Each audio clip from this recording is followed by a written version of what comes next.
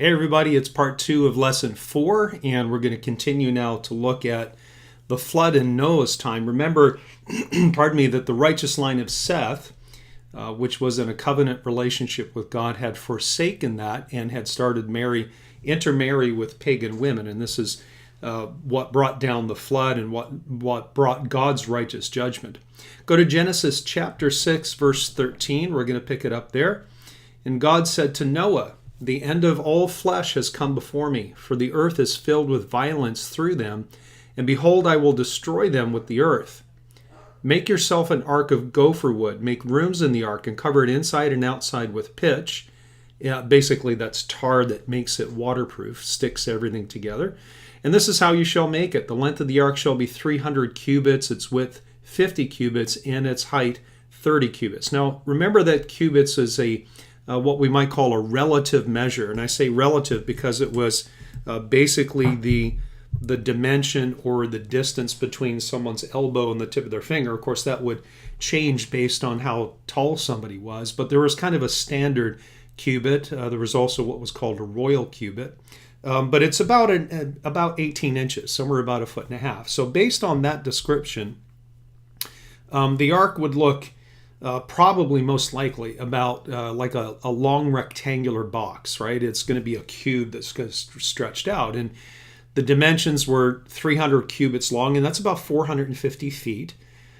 And it was 45 feet tall. And in essence, just to kind of give you some visual references, that's about the length of 1.5 football fields for you sports fans.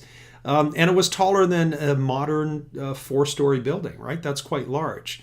Some of you may have been to the Ark Experience. I have not yet. It's on my to-do list. But here's something that I thought was very interesting. The dimensions of the Ark is large enough that you could actually park 3 space shuttles on the roof, right? Just to give you some kind of a relative comparison. And again, it was this elongated box. It really most likely wasn't, unless Noah was a master shipbuilder, it probably wasn't or didn't resemble what we would consider to be a boat or to be a ship.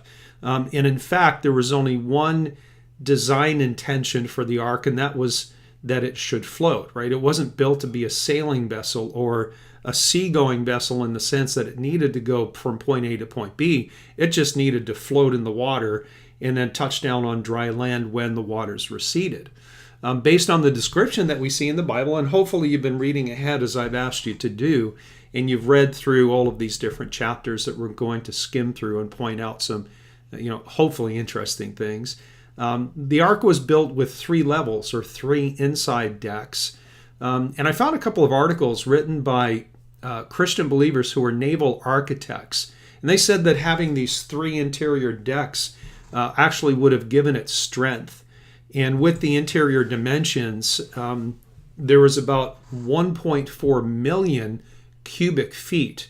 And spread over 3 decks, 1 million cubic feet, that was plenty of space to store each kind of animal. And remember, we don't have to explain how Noah allowed 7.1 million different kinds of animals on the ark, right? That's about what the different kinds of species that we have today. So we only had a few kinds, or Noah and Adam back in the creation time would have only had a handful of kinds of animals. But that 1.4 million cubic feet had plenty of space for all the animals. It also had plenty of space for grain and vegetables and other food that would feed the animals as well as the 8 people that were on the ark. Now, it also had about 96,000 square feet of floor space. That's a lot of place to put stuff and things and animals. Some experts have estimated that the ark, based on the description, could have held about 1 million pounds or more of cargo. 1 million pounds. And that would be, if you took an average sheep and how much an average sheep weighs, and if God had only told Moses to put sheep in the ark, he could have put over 2 million sheep inside the space that's described in Genesis chapter 6. And while we're told that the ark is built out of gopher wood, we have no idea what that is. Like, gopher wood doesn't exist now. But if, again, naval architects who are Bible-believing Christians. They said if we chose a modern dense wood, or a dense wood that we know, like something like cypress, and we built the ark out of cypress wood to these specifications, it would weigh about 4.8 million pounds. And that's actually about twice the weight of the Titanic, which is kind of crazy to think of.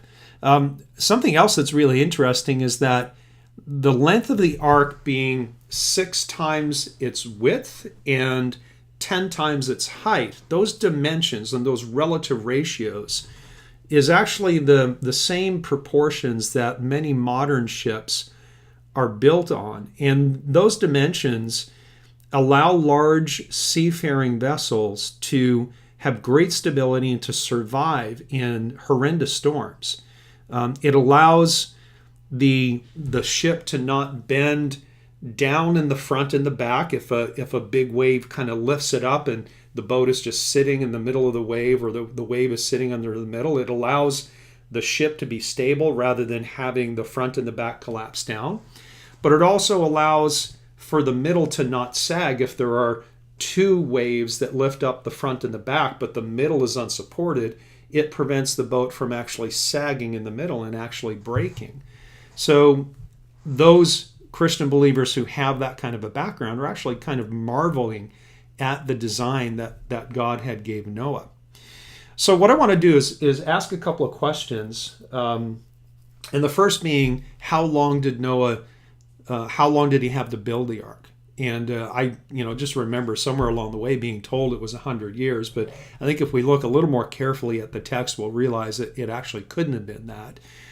In order to figure that out, we actually need to cross-check a couple of different verses. But I want to tell you that Genesis 6:18 is one of the key verses to figure this out. Genesis 6:18 says, "But I will establish my covenant with you, and you will come into the ark, you, your sons, your wife, and your sons' wives with you." Now, we'll come back to that as we kind of develop this thought process. But the first thing to notice is that God tells Noah his plan in Genesis 6:13. And he gives Noah the plans for the ark and gives him the dimensions. And then in the same conversation there in Genesis 6:18, God says specifically that Noah is to bring his wife, his sons, and their wives. And that implies that Noah's sons were alive and were at least old enough to be married and had wives. Now, there is a possibility that this is a kind of a future implication where God is speaking to Noah when he doesn't have kids, and he's speaking into the future as if Noah does. I don't think that that's what Moses was recording. I think Moses was recording that God spoke to Noah when he had sons who were married, and Noah had daughters-in-law. Now, if you look back just very quickly, if you have your Bible, look back at the last verse of chapter 5, and you'll notice that it says that Noah was 500 years old when he started having kids, right? On the surface, it sounds like Shem, Ham, and Japheth are triplets, because it says that he was 500 years old and he begat his sons.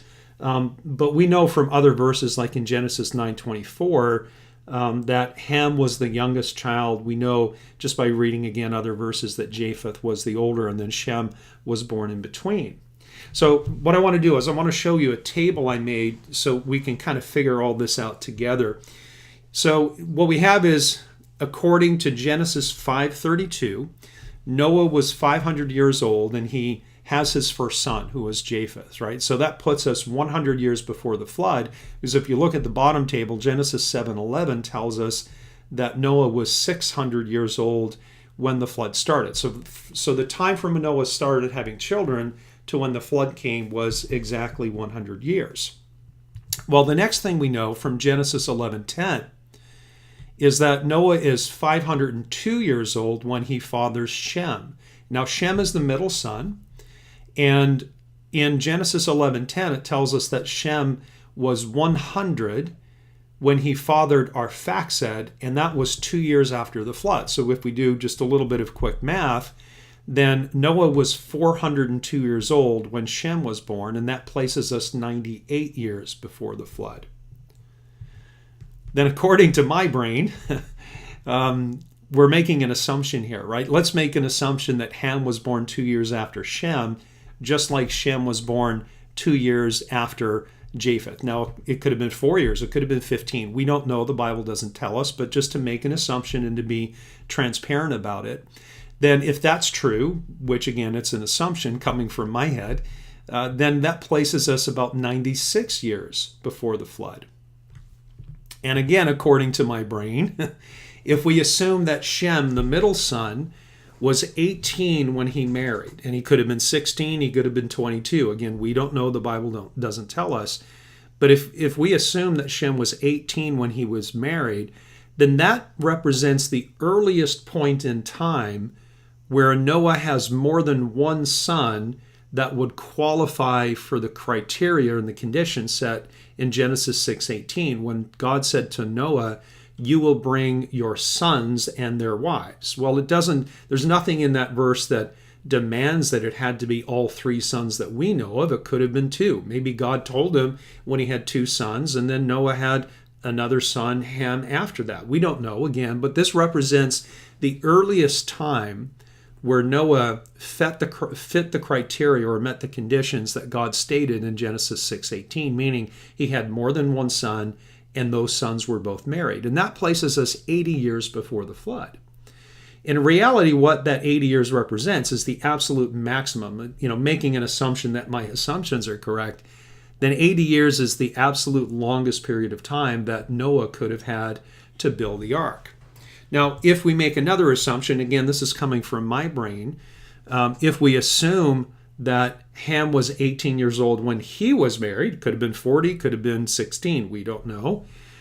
But if we assume that in Genesis 18, when God said that, hey, bring your sons onto the boat with their wives, if we assume that he meant all three and all three were alive at the time, then that gives us a maximum of 76 years.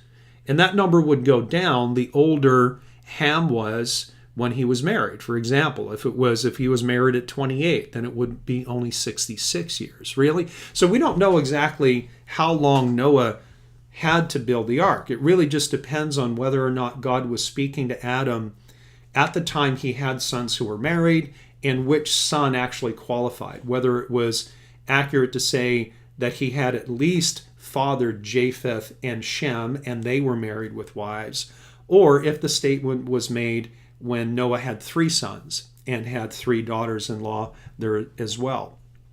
So again, it's not 100. I go back to how many different times in either listening to sermons, mostly from Tim, or doing in my own study, where I realized that things that I had just assumed to be true because I heard them sometime when I was younger, when I really get into all the details of the scripture and the depth and the wonderful detail, I realized, well, no, that actually can't be true.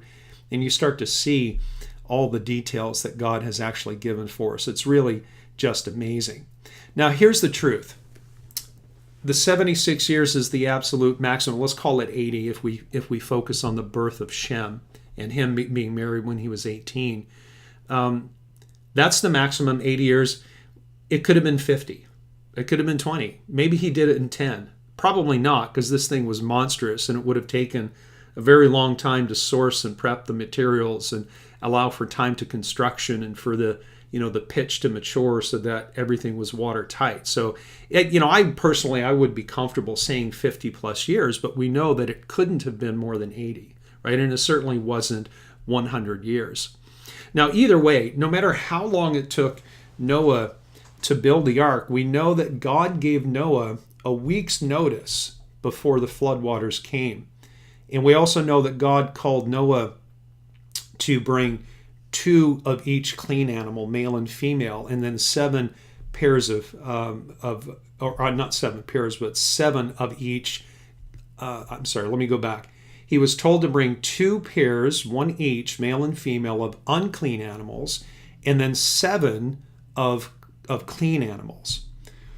Excuse me. And we also know that God was the one who called the animals. Like, Noah didn't have to go out and actually gather the animals themselves. God said, basically, and I'm paraphrasing, you build the ark, make sure you get all the food in there, and when the time comes, I'm going to bring the rain, but I'll make sure the animals show up on time. Right? That's kind of basically the concept that we have. But I want you to notice that when in the instructions where God told Noah to bring different numbers of clean and unclean animals, notice that God didn't have to explain what that was. The assumption in the text is that Noah actually knew what was clean and knew what was unclean. And that implies that even before Moses wrote this, even before Moses and the children coming out of Egypt were given the dietary laws, that God had already spoken to the pre-flood people, at the very least to Noah, but probably to the righteous line of Seth. And in whatever covenant he had arranged with them, he had explained to them what was clean and what was unclean. And, again, that's another clue that God had a covenant and agreement with terms and conditions with Seth and his descendants before the flood. Well, in the story, as the process goes, God calls the animals in, he tells Moses to go in, and then he brings the water. But it says that God himself closed the door to the ark, and it was only then that the rain had started. And I want you to notice that this is the first time in the biblical record that rain is mentioned. And what appears from the text is that prior to the flood, the only water that was available was that which came up from the fountains of the deep. If you remember in the creation account, it talked about how there had been no rain at that time, and that water came up from these springs, from these fountains, and there was a mist that covered the ground. And between Genesis 1 and Genesis 6, there's no indication that there's rain. And the implication in the Genesis account, when it says that the gates or the doors of heaven were opened up, implying that rain came down, the implication was that this is the first time. Now, the flood itself lasted for 40 days and for 40 nights. And Genesis tells us that the water rose to 15 cubits, or about 23 feet, over the tops of the mountains. And that the ground, the dry land, which was dry no longer, was completely submerged for 150 days. Now, where did these mountains come from? Well, they would have come in, and we're not going to get into like plate tectonics and all this kind of stuff, but I've shared with you a couple of times before about how there are some different flood theories and different reasons why we would have had the fountains of the deep opening up, and how we could have things like the Atlantic ridgeline and the oceanic floor, and how tectonic plates can run into each other and one goes down and one comes up, or we have the formation of mountains. It doesn't say anything in the biblical record about how there were mountains prior to the flood. There certainly could have been hills. In fact, the Hebrew and the Greek word that actually refers to mountains can be used of a large hill. Right? I think the context has to tell us whether or not it's a really tall hill, like a mountain, like we would understand the word mountain, or something else. But nevertheless, whatever the mountains were at the time, the water rose to about 23 feet over. Now, the interesting thing is that all cultures and pretty much all major religions, even a lot of minor ones, have flood stories. Every single one of them. And I'll explain probably in our next lesson, where we talk about the Tower of Babel and the source of all paganism, why we have these different stories that are very similar all around the entire world in different cultures and different religions. But nevertheless, we know that Noah was in the ark for a full year before there was enough dry land for them to disembark. But what happened is we had 40 days and 40 nights. We had 150 days where the water completely covered everything up to 23 feet above the tallest mountain. But 7 months after the flood started, the ark runs aground on the mountains. Notice the plural, the mountains of Ararat. It doesn't say that it ran aground on the mountain of Ararat. It just says the mountains of Ararat. And biblical scholars look at the word that's translated as Ararat, and they connect that to some, kind of ancient Assyrian type languages, and they basically locate all of this. In fact, there is a Mount Ararat in eastern Turkey. It's actually really in the farthest aspect of Turkey, but most biblical scholars agree that the reference in Genesis to the mountains of Ararat doesn't mean specifically the mountain of Ararat that we can identify. All you have to do is go to Google Maps and zoom in, and you'll be able to see that. But they agree at the least that it was in that region. Now note that over the past several decades, several biblical archaeologists and explorers have claimed to have seen the ark. But every single one of those accounts has turned out to be a sham. And unfortunately, every time that happens, it just casts doubt on, Bible-believing Christians like you and I. But even after 7 months, when the ark ran aground on the mountains of Ararat, they still couldn't get out of the ark, right? That was just when the boat bottomed out. And, when you have a boat that's big, that is that big, and that is that heavy, its draft, meaning the distance between the level of the water and where the bottom of the boat is, it would have been pretty large. And so even though the bottom of the boat had touched dry ground, they still couldn't get out because it was nothing but water. And in fact, at that point, if Noah went out on the deck after 7 months and looked around, he still couldn't see dry land.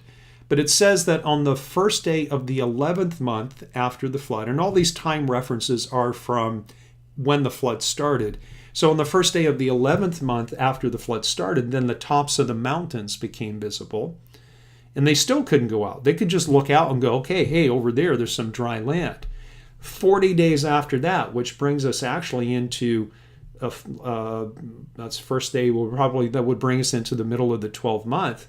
40 days later, we see the story of Moses sending out the birds. First, he sent out some ravens to see if they would come back, and they didn't. Now, ravens tend to stay up in the air. So the next thing that Moses did was he sent out a dove, because doves tend to get down on the ground. And so he sent the dove out, and the dove came back, which meant that really was any appreciable dry land for the dove to come back. And then a week later, he tries it again, and the dove comes back, and it's got a dry olive leaf in its beak. And so he realized at that point, hey, we're starting to get some more dry land. Well, he does it a week later, and the dove goes out and he doesn't come back. And so at that point, Moses starts to think, well, we're going to be okay. These waters are going to continue to recede. And then the Bible says at the end of the second month of the year after the flood, so now we're like 14 months out, then it says that the land was dry. And then God told Noah to go out from the ark and to start over. And he gave the instructions to be fruitful and to multiply. And so again, Noah was on the ark just over a full year from start to finish. From the time the rains began to the time the ark lifted off the ground because there was enough water to float it, to the time where they ran aground and could just barely see the tops of dry land and the tops of the mountains. And by the time they got out, it was just over a year, about 13 to 14 months. So what do you think the first thing Noah did when he got out? Terra firma. The first thing he did was he worshiped the Lord. Go to Genesis 8, verse 20. Genesis 8:20 says that Noah built an altar to God, and he took from all the clean cattle and from all the clean birds, and he offered a whole burnt offering on the altar. And the Lord God smelled a sweet aroma, and the Lord God, having pondered it, spoke, I will never curse the earth any more because of the deeds of humans, because the intention of humankind is inclined attentively on the evil things from youth. Therefore I will no longer repeat smiting all living flesh as I have done. All the days of the earth, seed time and harvest, cold and heat, summer and spring, day and night will not cease. Now, it's very interesting in verse 21, it says that the Lord God, having pondered it, spoke. And I keep going back to this idea that the pre-incarnate Christ who's speaking here had no experience with his own creation. In fact, we see him making decisions and seeing the outcome. We see how he marveled at his own creation, and he had to wait to see how things would turn out. And here, after he had flooded the earth and Noah makes it through safely, being obedient, God, smelling the smell of the sacrifices, pondered what had happened and said, hey, I'm not going to do that again. Now, verse 20 explains why Noah took an odd number of clean animals, doesn't it? Because remember, he was told to take 2 of the unclean and 7 of the clean. Well, unfortunately, the unlucky 7th was the one that was destined to be sacrificed by the Lord, or to the Lord. And it's also, again, a clue that tells us that there are only a few kinds of animals. I mean, can you imagine if if there were hundreds or thousands, even millions of different kinds of animals, how long it would have taken Noah to make sacrifices of every kind. But it says that he took of every kind of clean animal and he did his sacrifices. And so that strongly implies that there were only a handful of kinds, a very limited number, even at the time of Noah, which was 1651 years after the creation week. Verse 22 is the first mention of seasons in the Bible. So when the rains came, it was the first time it rained. But after the flood, God says in verse 22, all the days of the earth, seed time and harvest, cold and heat, summer and spring, day and night will not cease. Again, this is the first time. Now, what this leads us to think is that prior to the flood, the earth was not tilted on its axis. If you remember from our very first lesson in the introduction, the earth is tilted at a 23.5-degree angle. And as the earth is rotating around the sun in its orbit, if you are living on the part of the planet that's rotated or tilted away from the sun, remember it's orbiting the sun, but it's also rotating on its own axis, then if you're on the part of the earth that's tilted away, then you're going to be in the fall and the winter. And if you're on the part that's tilted towards, then you're going to be in summer and spring. So there's an implication here that God tilted the earth. And perhaps that actually is what caused the fountains of the deep to break up and caused the supercontinent of Pangaea to break up into its individual pieces, and then for those continents to begin to drift apart over thousands of years. Now go to verse 9, or chapter 9, verse 1. And God blessed Noah and his sons and said to them, increase and multiply, fill the earth and exercise dominion over it. And the trembling and the fear of you will be on all wild animals of the earth, and on all the birds of the sky, and on the moving things on the earth, and all the fish of the sea. I have put them under your control. Now remember, the creation is not for us. We're given dominion, but we're put here as stewards. It's the same thing with Adam and his family, Adam and Eve. It's the same thing there as what we're seeing with Noah and his family. Even though we're given dominion for the purpose of being good stewards. And who are we holding the earth in stewardship for? We're doing it for the Creator, for the King, for Christ himself when he comes back to claim his inheritance. Verse 3, and every moving thing that is living will be yours for food, like vegetables of the grass. I give you all things, but you will not eat meat with the blood of life. So this is the first time that man was told, hey, it's okay to eat animals. Up until this, all humans were vegans, and animals apparently were not feral. They were not wild. There was no fear of mankind. But now God says, hey, you can eat meat, but he says not the blood of the animal. And this is where the whole concept of kosher comes, right? Because as we see in other verses, and Tim has dealt with this extensively when we did the Bereans lessons on, the nature of life and the nature of man and all that kind of stuff. Basically, the life is in the blood, and so they were told that they can't eat the blood of an animal. But we have to be careful. And, notice that kosher, this concept of kosher, started well before the law, right? The law didn't come for about 900 years later, about 849 to be exact. So some people think, well, Noah was told to eat kosher before the law came. Therefore, you and I, not being under the law, still need to follow the Noahic covenant, and we need to eat kosher as well. But we can't really make that argument plausibly, because in the New Testament, Paul tells us that all food is okay. He says that basically what goes into you cannot corrupt you. It's what comes out of you that corrupts you. And he said all food is given by God to be enjoyed. It's all fair game, pun intended, as long as it's received with thanks. So we are in a new era, or new covenant, if you will, when it is come to the respect of things like dietary laws. Now that begs the question, why did God make the distinction between clean and unclean? Well, we'll probably talk about this in a different lesson, but it comes down to the fact that in these early days, he was training his people. There's nothing inherently wrong between the clean and the unclean. He was just giving his people rules and laws to obey, to teach them respect and to teach them obedience. These were object lessons, if you will. Now in verse 5 to 7, God institutes the death penalty for murder, and that's echoed later in the law as well. Skip down to verse 9 for me. This is where God establishes a covenant with Noah. That's the story of the rainbow. He says, God spoke to Noah and his sons with him, saying, Behold, I am establishing my covenant with you and your seed after you, and for every soul living with you, from all birds, cattle, etc. Verse 11, he says, All flesh will no longer die from the water of the flood, and no longer will there be a flood of water to destroy the earth. And then God talks about the sign of the covenant that he's giving, and that would be in verse 13, I am placing my rainbow in the cloud, and it will be a sign of the covenant between me and the earth. Now, obviously, God destroyed the entire earth in the flood because of wickedness. The Jewish historian Josephus records that Seth, let me just check my notes here.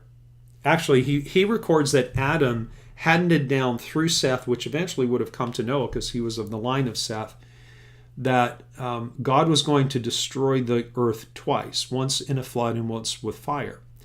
And the destruction by fire is yet future, and that's actually the fiery judgment that Christ comes when it talks about how all things will melt with a fervent heat, right? So eventually there will be a fire judgment. But that was an oral tradition recorded by Josephus where he said Adam handed that down to Seth, and then that was transmitted through Noah and then on forward. Now, in the biblical record, Moses records only 3 sons for Noah, right? He records Shem, Ham, and Japheth. And remember that Noah himself was a descendant of Seth and Enosh. He was the last of the righteous line of Seth because everyone else had gone off and married daughters of men against God's commands. Genesis 9:18 tells us that after the flood, that Noah became a farmer and he became a vintner. He planted a vineyard. So let me just I just want to show you some of the lineage that comes out of Noah's line, right? His oldest son was Japheth. And according to the biblical genealogies coming down from Noah and his sons, and I'm not going to go through each one of these. I'm just going to point out some of the more specific ones that are interesting and relevant to us. Japheth was the father of Gog and several others, and the Bible tells us that these people settled in like the area of Tyre and Sidon. They were basically a seafaring people that populated the eastern coast of the Mediterranean Sea. So if you are looking at a map of Jerusalem, you've got the Mediterranean that comes around this way. I don't know how to do it because I'm looking into a camera, but you have the Mediterranean Sea here, and you have like Jerusalem and Israel, and down here is Egypt and Africa. But basically, Tyre and Sidon are up here, right on the eastern coast of the Mediterranean, not very far, just kind of north and a little bit west from where Jerusalem is. The second son, as we've already mentioned, was Shem. And if you look on the screen there, anywhere there's a ... that means that there were a couple of generations that I'm skipping just to give you some clarity. But from Shem, we go down and there's a mention of a man named Eber, and then another man named Peleg, and I'll explain why these names are highlighted here in a second. And from Peleg, a few generations down, was a man named Terah, which was the father of Abram. And Abram, of course, fathered Isaac and Jacob had Judah, and Judah eventually gave us David, and then David gave us Joseph and Mary, who, with Mary and the holy breath of God, gave us Jesus the Christ, the Son of the living God. And that came down through Shem. And it's very interesting, like if you start looking throughout the Bible, in some of these major stories, there's this tendency for the second-born son to be the one who gets the inheritance, or whatever the case might be. And so we see Cain killing Abel. The first killed the second. It's not that Abel received anything because he was murdered, but he had favor with God. And in the future, and in other stories we'll get to in future lessons, we see this second-born concept where the first and the second, there's a lot of tension and conflict. And in many cases, the second wins out. And I think that this is a foreshadow of how the Jewish people would forsake the Lord crucify him, and the gospel eventually went predominantly to the Gentiles, right? We see that playing out in several big picture or top level stories throughout the entire Bible. Well, the next son, the youngest, was Ham, and Ham had several different sons: Mizraim, Canaan, Cush. And Mizraim, in the Septuagint, his name is Egypt, and we're actually told that Mizraim went down and settled in Egypt, and according to some biblical historians, they basically started the first Egyptian dynasty. So, we look at all these different nations today. We look at the Egyptians, maybe we'll look at the Arab nations, and we look at the Jews and the Israelites. Guys, they all came from the same people, right? They all came from this set of brothers. But maybe this is why there's a lot of contention. Yes, of course, there's the whole tension between Abraham, Isaac, Ishmael, but it all comes back to, we have these three sons from Noah that survived post-flood, and they populated the entire earth. Now, Mizraim, or Egypt, eventually gave rise to the nation that we call the Philistines, right? David and Goliath. Goliath was a Philistine. One of the sons of Ham was Canaan, and he was the father of the Canaanites. And the Canaanites actually contained several different tribes, like the Amorites and the Hittites, and one of them was called the Jebusites. And the Jebusites were, basically the people who lived in the city of Jebus, which was the city that David captured and eventually renamed Jerusalem. Then there's this guy named Cush, who was a son of Ham, and Cush had another son named Nimrod, and Nimrod was the man who founded the city of Babel, which eventually became Babylon, and also he founded Nineveh in the nation of Assyria. And just think about the story of Jonah and the whale in the city of Nineveh. And this is where it all started, with these three brothers, three sons of Noah, and their descendants. So let me just focus in on some of these highlighted names. I've already mentioned a couple of them. So again, Canaan, we're going to go from the right and build back up to Shem. Canaan, the son of Ham. Again, the Canaanites were the ones who occupied most of the promised land that Joshua had to fight with when Moses died and Joshua took them into the promised land. They had to basically fight with all the descendants of Canaan, the Canaanites. And again, the Canaanites split into different tribes. There was still a Canaanite nation, but then we had the Amorites and the Jebusites and the Hittites, etc. And there's actually a couple more. Mizraim, the son of Ham, founded Egypt. Under Shem, this man named Peleg, his name is mentioned, I think, predominantly because his name means divided. And in fact, Peleg was alive when the story of the Tower of Babel happened. And again, from a scholarly standpoint, we look at that and we say he was probably named Peleg in a prophetic way, just kind of like Methuselah. We didn't mention this about the flood, but Methuselah, the oldest living man, or the longest living man, I should say, in the Bible, recorded in the Bible, his name means, loosely translated, something like when it comes, like he will die, something like that. It implies that he would die in the year that the flood happened, which is actually indeed what happened. So Peleg means divided, and he was alive during the time when the Tower of Babel happened. The name Eber is very interesting. This is where we get the word Hebrew from. Eber is the root of the word Hebrew. Genesis 10:21, and to Shem were born children, even to him, the father of all the sons of Eber. And so when you start looking at, and we'll talk about this next week in our lesson on the Tower of Babel, this is where we get the word Hebrew.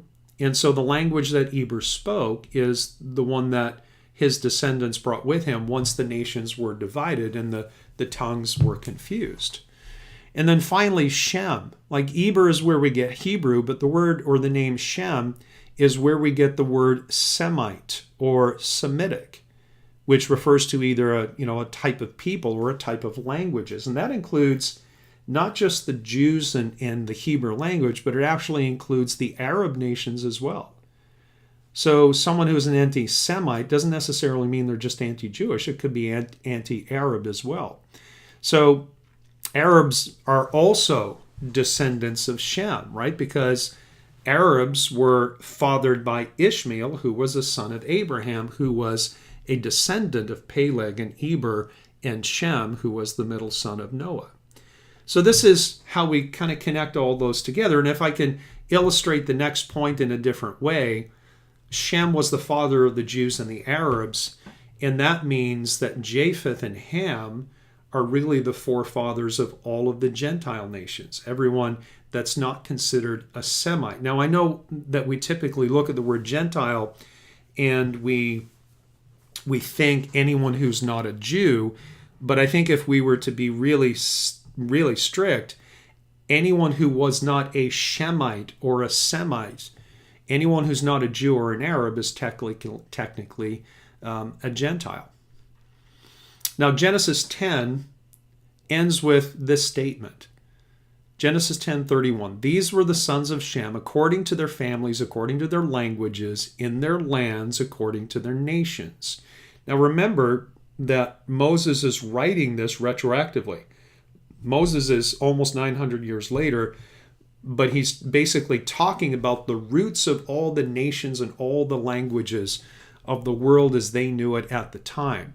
Verse 32, these were the families of the sons of Noah, according to their generations and their nations, and from these nations were divided on the earth after the flood. Now that phrase, according to their families, according to their languages and their lands, according to their nations, that actually occurs at the end of each of the genealogies of Noah's son, after Japheth's lists of descendants, as well as Shem and Ham's. And I think what Moses is doing is he's hinting at what's coming later in chapter 11 as he begins to spin the tale of the Tower of Babel, which we'll talk about in our next lesson.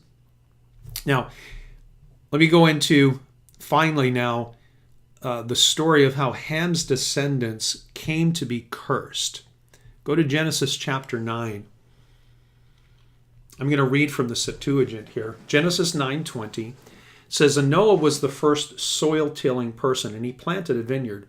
And he drank from the wine and was drunk and stripped naked in his house.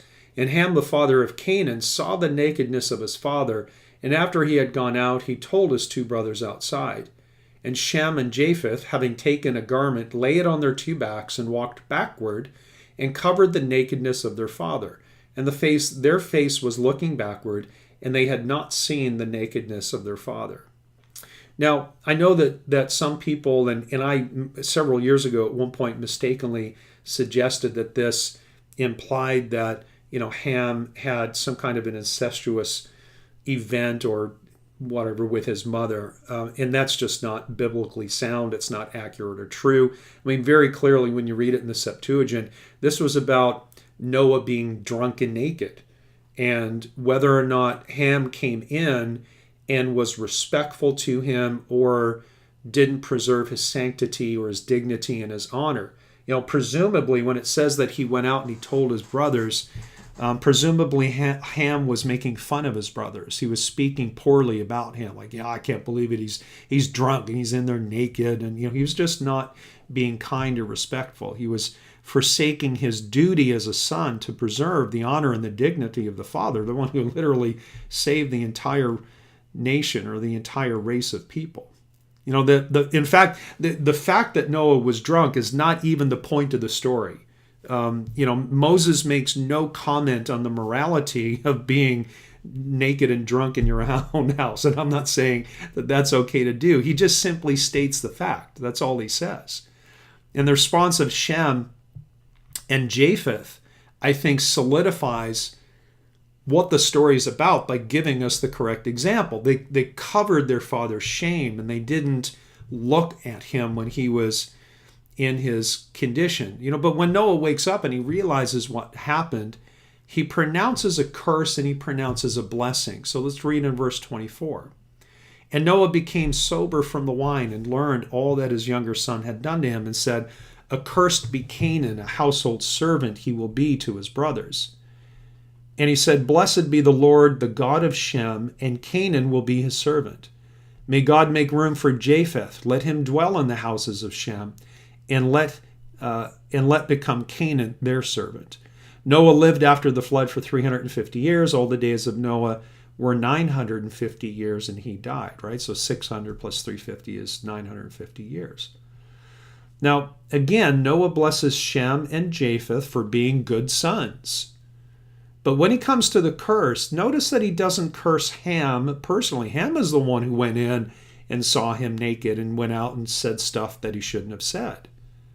He didn't curse Ham personally and individually. He cursed Ham's youngest son, Canaan. And he cursed Canaan's descendants, who were the Amorites, the Hivites, the Jebusites, the Hittites, the ones that were to become the enemies of the descendants of Shem. This is what we might call a generational curse. The Canaanites were eventually defeated by Joshua well after the time of Moses. And, in 1 Kings chapter 9, if you want to read it, 1 Kings 9, 20 and 21, we're told that King Solomon made Canaan's descendants his labor force. So indeed, what Noah said about Canaan came to be true, that they would serve their older brothers. And this is not talking about them as individuals. It's talking about the descendants and the nations that were to come out of these three brothers. And they certainly did serve in the household, serve the line and the lineage of Shem. Now, that's it for lesson 4.